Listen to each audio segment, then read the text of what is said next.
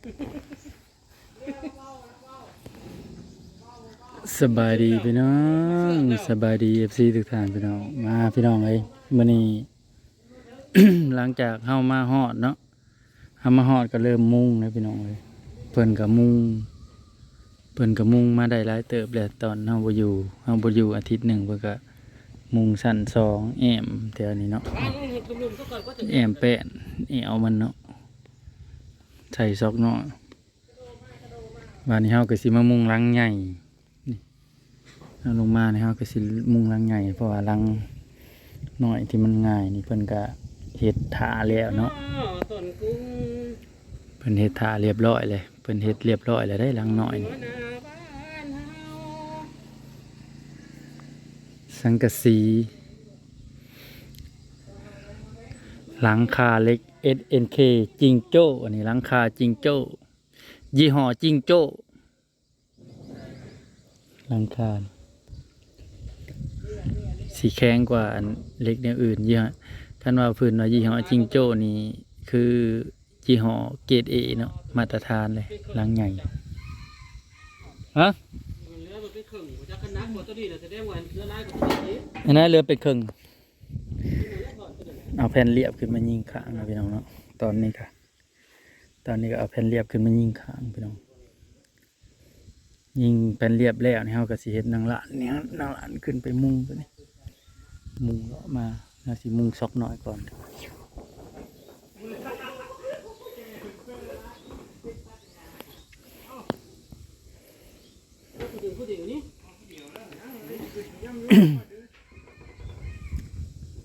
ตูดมันขึ้นพร้อมตูดมันไม่ขึ้นยังเขาก็ปลาเจ้าก็ดึงเนื้ออยู่ก้อนเลยเนื้อยังแพงเลยเดี๋ยวบอกให้ปั๊บไม้เฮ้ยเพื่อนต้องเคยจะตาดูสั่งก็ไม่ไหวมาปั๊บไม้แล้วเห็นลูกตายบอกเลยดึงอุ้มขึ้นมาตามดังล้านนั่นแหละ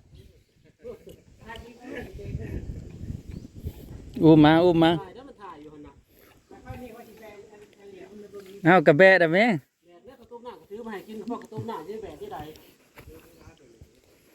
เหลืออยู่ครึ่งหนึ่งวู้เนาะผู้มาแทกนี่นะสร้างมาแทกนี่มาวัดแทกผัดเฮ็ดบ่ได้ตามมาตรฐานอะไรสร้างผู้มาแทกนี่อ้าวถุงมือตก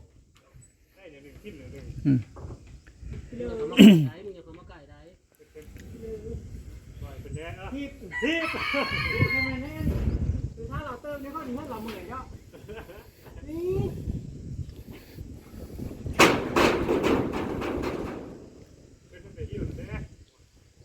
เอาลูกนี้เสื้อกระไรที่จับเสือกปอบ่เสือกปอนี่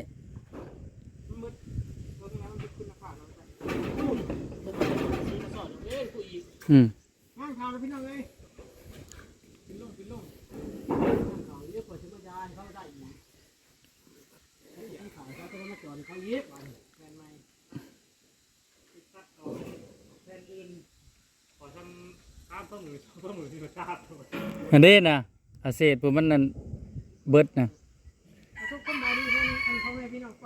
ตัวน่ะก็เบิดไปหลายเติบเนาะ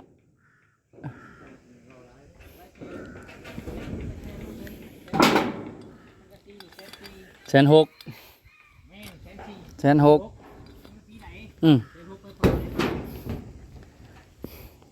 สังกะสีดี160,000จิ้งโจ้เอาได้จ้ะเฮานี่แสนสิลำบากเฮานี่ เฮานี่แสนสิลำบากสังกะสีน่ะ160,000หมอผู้มาแทกนะแทกบ่ได้ละเอียดนะหมอผู้มาแทกแทกยังเหลือโพดเหลือโพอันนั้น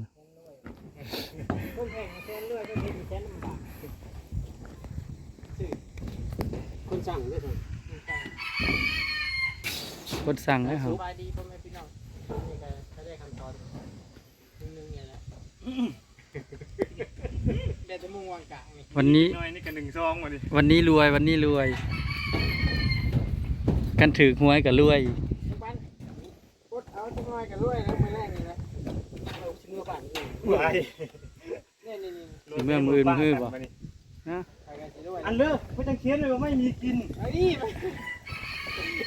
เมื่อกับ อยู่แถวหนึ่งข่าวแถวหนึ่งข้อสองแถวยังไม่มีปั๊ด เมื่อกับเมื่อแล้ว เมื่อเจ้าก็ได้มาใหม่แล้วก็จะมุ่งบ่แล้วบ่มาได้เจ้ามุ่งฮะ ไม่มาแทนเฮงครับ เขาบ่เอาคนใหม่ก็ได้ เป็นชื่อผู้ที่โชคดีในมือนี้นะพี่น้องกูเขาไปถามให้บอกจ่อยนะหมดเดี๋ยวพ่อค่ำเอามาแทนมันเอามาแทนผู้เมื่อบ้านนะพ่อตัวนี้ก็ยังบอกโหเลยครับจะเป็นชิมาหรือบ่มาหรือบ่มาผมมากระยามาเลอะไว้ขนาดจะก็ไปใส่จักเอาเราไปว่าวเราหยุดถึงกล้องไปแว่เอามาดิมาพี่น้องมุ่งรอบข้างสำเร็จแล้วพี่น้องเอ้ยเหลือแต่ตีแอวเนาะแอมแอวทางในนี่ก็แล้ว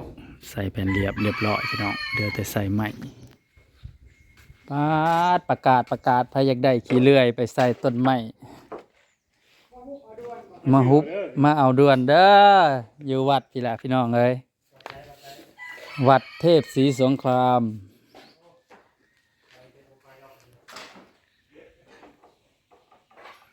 เอาไม้เนาะพี่น้องเนาะใส่ไม้แล้วก็ทาสีเข้าไปพี่น้องเหลืองเฮ้ยเลยสีแดงจังป่างสังกะสีกระแดงทาสีเข้าไปกระแดงมีแต่แนวแดงได้พี่น้องเสียแต่อาณาไปทาสีดำโอ้โหลุบใส่แล้วไปใส่สีดำบ่ได้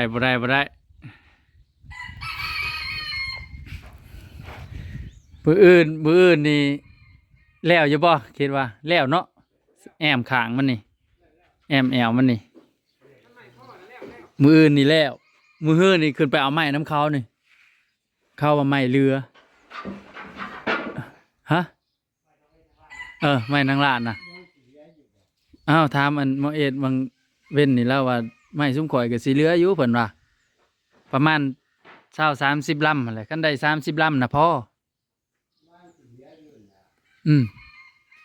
เพราะว่ายังอีก2 ชั้นเนาะของเพิ่นน่ะเนาะไม้นะบ่เพิ่นว่าไม้สีเรือเพิ่นว่าก็พอดีแหละมืออื่นเฮาก็จ้อยๆมาแน่ๆคัดนี่เฮาก็สิได้เอาอันนั้นมาใส่บาดนี้มาเฮ็ดนางลาด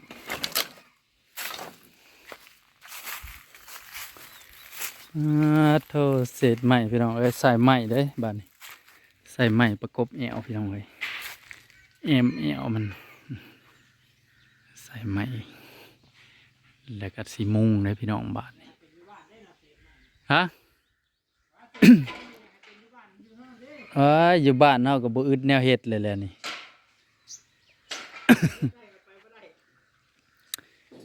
โอ้ยสิกินข้าวกับหยังเนาะซื้อเลขก็บ่ถูกซื้อลอตเตอรี่ก็ไปทางอีเติบความหวังเล็กๆน้อยๆพังทลายคิดว่าสิได้จักโต2 โตโตเดียวก็บ่ได้บาทบ่ใกล้เลยตัวเดียวก็ได้ซื้อเลขงวดละเดือน1 2 เทื่อกับบ่ใกล้มีไผมานอยู่บ่เนาะบักเขาน่ะนะ4 โมงออกมาลงข่าวแซวรางวัลที่1 6 ล้านแล้วเฮาเป็นอะไรมีแต่ล้านเดียวนี่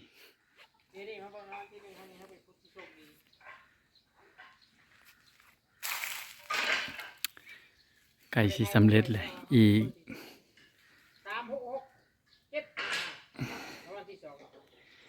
อีกอาทิตย์หนึ่งคือสิใกล้อยากแล้วเนาะอาทิตย์หนึ่งอีกอาทิตย์หนึ่ง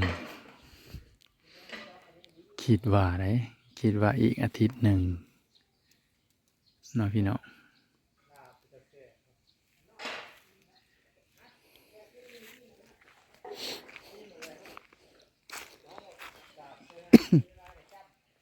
เสื้อเกิดลายๆมันจังนั้นหมด เอากระบาบไก่มันเลยเพื่อสิได้ไก่มานี่เพื่อสิได้ไก่มาเหมือนห้องคอยได้นี่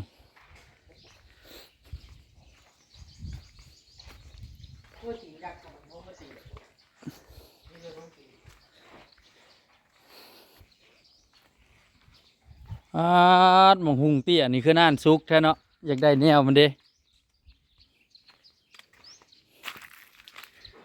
สิเฮ็ดคนละแบบเนาะของเพิ่นนี่เพิ่นสิเอาอันนี้เฮ็ดเอานี่พี่น้องเพิ่นสิเอาอันนั้นแอมแต่ว่าของเฮานั่นสิเอาอันนี้เอาแป้นได้พี่น้องเนี่ยเอามาทันนี่นะทันแอมตัวนี้แอมแป้นนี้ตัวนี้ตัวนั้นในกระขางนั่นเนาะเอาทันใส่กันสาดลบแป้นมา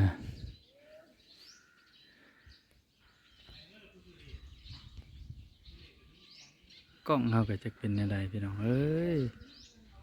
โทรศัพท์ก็บ่แจ้งมาอย่างกล้องก็ได้มั่ว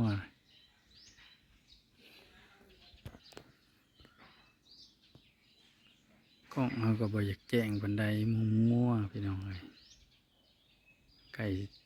เสียนั่นเลยได้ไก่สิสำเร็จเลยพี่น้องอีกอาทิตย์หนึ่งอาทิตย์ปลายๆนี่ก็บ่แล้วกันยังน้อยหนึ่งนะพี่น้องเนาะแต่ว่าสิให้แล้วก่อนสงกรานต์มันสิแล้วอยู่บ่คิดว่าได้แห่งที่แน่ๆก็บ่แล้วกันยังน้อยหนึ่งก่อนสงกรานต์นี่พี่น้องเอ้ยรอรุ่นรอชมเนาะเฮ็ดยากขนาดพี่น้องเอ้ยมนก็ไปอยู่แถวนะเงยขึ้นเงยลงเจ็บเบิดหลังสู้อย่างเดียวพี่น้องเอ้ยถึงสิยากสิลำบากก็สู้อย่างเดียวพี่น้อง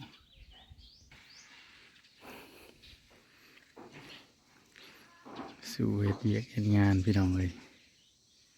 หนีปลาลูกปลาเมียมาหางานทำอยู่ฝั่งไทยพี่น้องเอ้ยอันนี้เพิ่นแอมนี่เพิ่นตั้งเอาอันนี้นะของเพิ่นนี่คนละโหมดคนละสูตรเนาะพี่น้องคนละสร้างเอานี่สีเอาไม้ขี่กันขึ้นพี่น้องเอ้ยปาดประกบขี่กันขึ้นพี่น้องนะพี่น้องเอ้ยมาหุงเตี้ยนี่ในน้อยนี่ก็เป็นดกกระแทก